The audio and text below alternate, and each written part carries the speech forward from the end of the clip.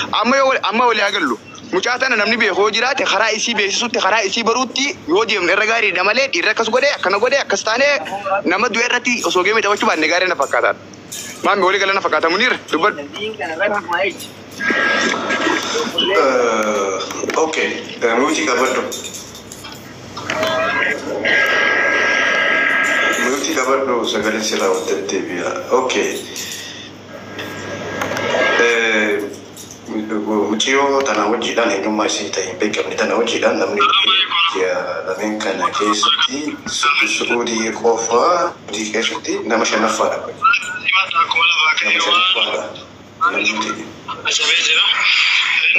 Afur eenyummaa jala qoradhee qoradhe. Eenyummaa na jala dubbachaa jira sana. Muutii qabadhu hafa. Ahmad muutii qabadhu.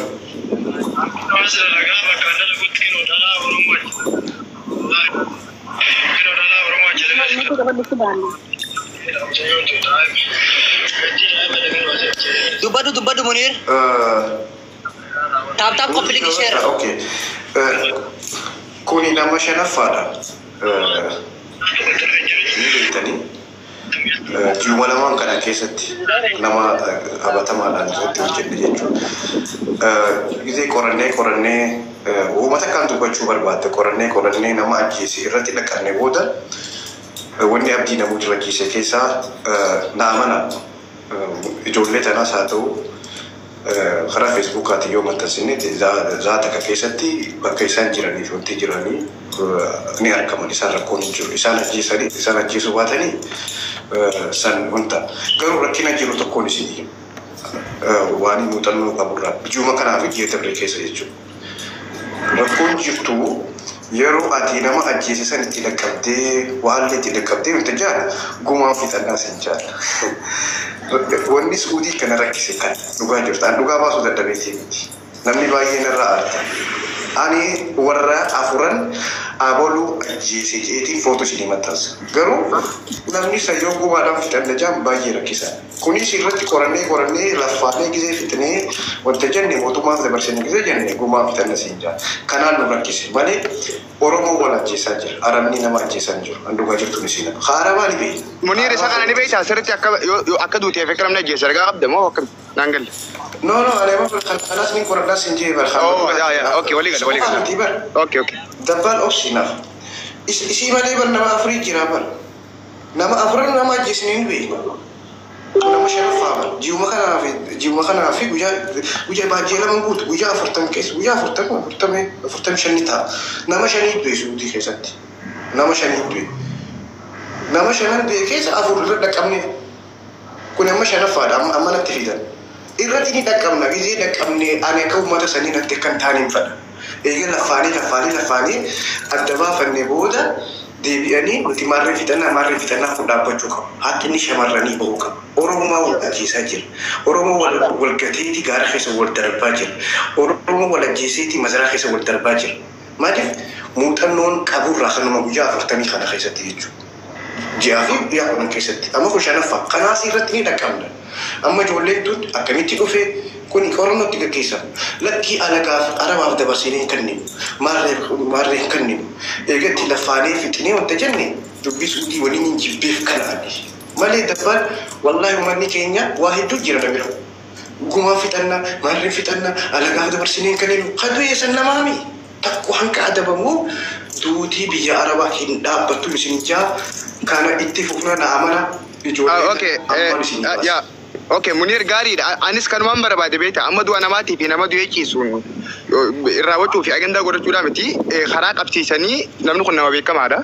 Innaa eega mucaan kunis nama lubbuun jiru nama fiidiyoo waraabee isillee nama fuulli isillee as ba'ee mul'atu waan ta'eef ijoollee gandaa jira asirratti nama wal beekan isaa eebban hedduun gatii jiraachuu danda'aniif osoo iyyuu hin ta'in osoo maaliif maal komachuuf maaliif bu'uun ta'in barbaadanii isiin eenyu yoom duute akkamitti duute ka jedhu osoo akkasitti deemanii gaarii isa yoo barbaadetanii fiidiyoo kana isin hundinuu Oromoo taatanii waraabaa fiidiyoo isii iskiraanshootii godhadhaa mucaan gala seenaa galakkisaa ijoolleen ganda isaanii osoo kanaa deemee ba'a barree ammaan tanaa kun baratti dhugaan dhokatuu miti baratti dhugaa miti ilmoon namaa tafuula qabdu ta'a laaltee mul'attu badduu miti isinii galee kanaaf waan ba'uu danda'u waan salphaadha.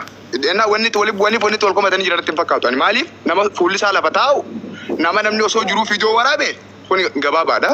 yoo akkas goonee Muniir faanis akka baasuu yoo barbaadan osoo akkasii karaa qabsiistanii gaarii na fakkaata. Yoo ta'uu baate immoo dhiirri akkasii ayini keenya kana ta'ee achiin baanee asiin gallee achiin akkas taanee akka tiitisaatti guyyaa 2-3 yanii booda osoo faayidaan qabu.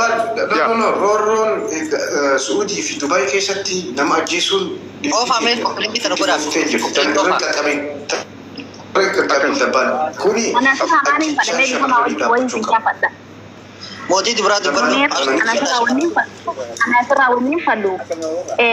Midhaan kun ni jira gattanii barabbaa fiiduu isaarra jiru ni agarraami. Ni jira yaa. Maasaa kana as ooftanii irra barreessanii. Jibriil ka jahu kanami eenyudha? Jibriil maqaan isaa Jibriil Ismaa'il jedhama. Dhugaan laalu dhalataa jimmaan na fakkaata. Na dhageeffadha laal na dhageeffadha. Maamii dhageeffadhu arsi haa ta'u barjummaa ta'u warra argaa ta'u na dhagee amma wanta kaa jira laal dabbal wanta koo jira. Wanni nan raayis.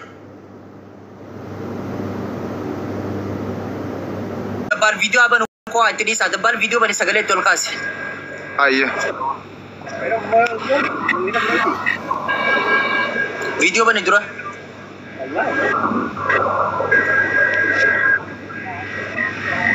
Kodi lo Oromoo kana kai sana ni midhaan kana ni beeyna jawaan jiru kan midhaan kana fidu. Nama dhibba sadii dhibba lama jaatama keessa jala jirtan kana beeytanii.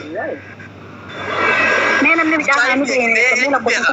Arsitti arsi mucaayin beeka arsitti hotol sen mucaay beeyta irra nu dawwalu dandeessa hotol sen warri isa beeytan lakkoofsa qoqqoodha. Agamaatiin namni shortaa tokko jiru. Lokonni isaa arsiidha. Lokonni mucaa kana arsiidha. Nama isa beeku nota. Arsiidha. Namni isa beeytan anaan beekaa namni jala naa gabbu'aa nama isa beekuun ol galfadha. Abshir. Mee osoo tokko dhammaate namni midhaan kana fuula kaadhiisan namni Akkawantiin isi piraayiveetii irra yoo isin ergatte malee arsitti ergadhu yoo isin ergatte malee seenuu hin dandeessu. niin beekan namni joo barreeffadha niin beekan. Namni niin beekaa naa barreessi namni mucaa kana beeytan jala kana naa barreessa.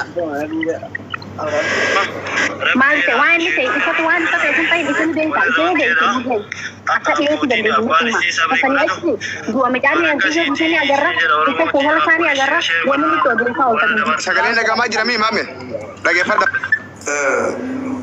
Arsii asallaadha jettee mijiyooni gurbaan arsii asallaati jettee.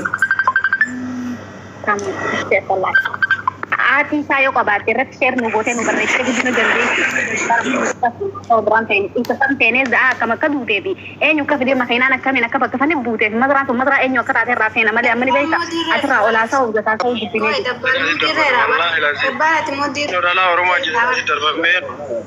Okay, mutii baneen jira siree dhageeffadha mucaan arsiidha. Asumarraa kaafnee of namu dubbiin gabaabaadha barjaran laal waan goonu mucuma kanarraa kaasnee of waliigallee amma mutiin banamee jira dhageeffadha.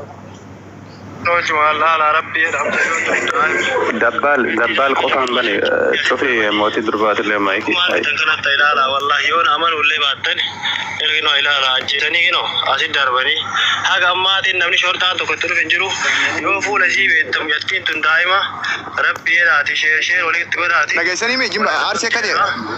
Akka abbootiin abbaan isii sabrii godhatu.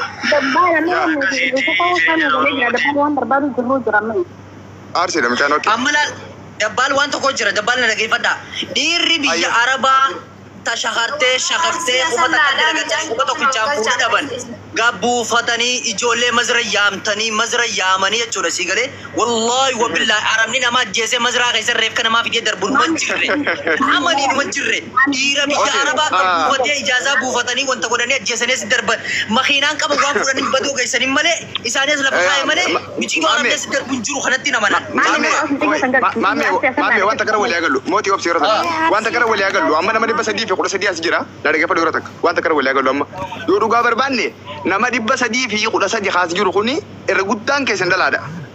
Yoo mucaa tanaa fi mucaa kana rabbiin gaaleen si beeksise qofa ol ba'i tokko naa qaba lammaffaa dubartii taatee haynu kuyyoo si malare iyyuu miti boo'uu miti koomentiini sheer godhi nama mucaa kana beeku nu barbaati karaa lamaan kana fayyadamnee dhugaa mucaa kanaa saata keessa baasuu ni dandeenya jechuudha eenyuma si baruudha.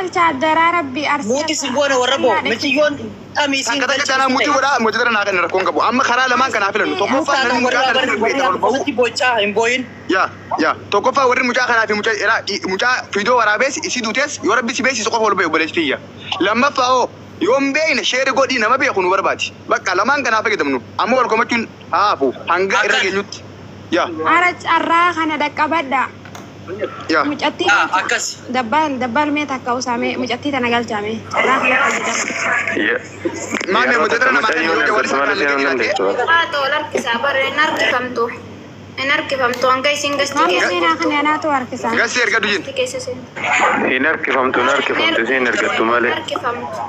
Macam sama baik na gumaso itu nung yookaan kan warri mudii taraa sigalchuun danda'an abbaa manaa yoo taate malee yoo piraayiveetii qabaatte lakkoofsa tokko tokko du'anaa sigalcha. Laal dabbaal na dhageeffadha laal dabbaal dhugaadha jala dhiibne qorachuun dirqamata. Mucaa ijoolleen tun qabamtee seeraan gaafatamuu qabdi. Takkaffaa ijoolleen tun qabamtee qoratamuu qabdi. Lammaffaa ijoolleen tun akkamitti miciyyoon tun akka isaan bakka san dhuftees gaafatamuu qaban. Dhugaan jirus dhugaan ba'uu qaba. Sigalee biyya Arabaa biyya seera qabdi. مامي وانت كسيايم مامي سعودي رفتني بيتها مامي دي فما dhageeffadhu dabbal biitii Arabaa biyya Arabaati mi biitii Arabaa no waybii sinje koy waybii sinje amma nuti kana kana gaafee aanu Yamanitti Somaalitti asumatti nama du'aa baay'ee iyyaana garee girra dhageeffadhu anta kan siima ilmi namaa nama du'aa ni dheessa malee suuraa kaasee biree ejjee dubbachuu miti innaa sodaatu keessanii baqata dhageeffadhu wayin siima amma nuti nama siyaasaati obboleessoo dhugaa mucaa sana barbaadan eenyu biraan barra mucaa viidiyoo waraabee kana biraan barra dhumati خلنا نتوقع عن قفو ناس تيجي مريكا بدو قافا خلا خنيا ندوا أنا ما ريبش نقول لك كادو بني إلمون نما تك دوا أنا ما ريبنا بدي سورة قومي جواي ساي مندن ديسو نسوا ترى مني بقى سين أنجا وانجو خنا دي توني تبيني فقلا هذا مجا خنا راخاني عادي نما مجا خنا بربادو نفيد مامي dabbal amma eegate fakkeenya miti waara keessa dukkee namni ajjeesee ala darbita warra gaara mul'ata sanii ala darbamtee turte miciyoo san darbamtee turte ajjeeses nama garuu dhalarra duutee jaan eega dhalarra duutee miciyoo nagarreen takitti arsitti arsiisan galchaadha warri mutii taraa jechuudha okay laal dabbal na dhageeffadhu dabbal na dhageeffadhu mooti obsi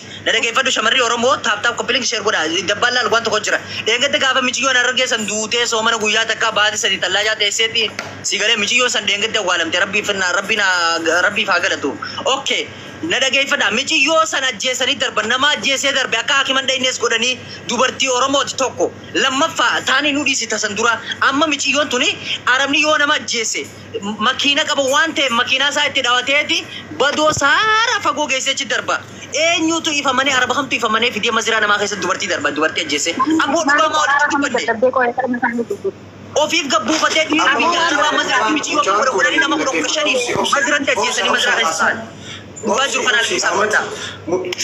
Obsi no inni karaa sadii ni arganna mucaan kun viidiyoo waraabee biddoo tananii beekan jee haa galatu rakkoon qabu san haa galatoomu rakkoon qabu garuu mucaan kun nu dhufuu qaba informaationa nu kennuu qaba informaationa nu kennee yaa akkasii mul'irki yaanis tanaan barbaade yaa. Sarapun juruban, rakon itu. Ani lal, wahid jira. Yo jualan tenya, yo nuji abatan. Haka kisah di sini bahas nak ke orang utabirat kisah fumat harga hivi. Lugan sini hima. Wallahi di sini jam.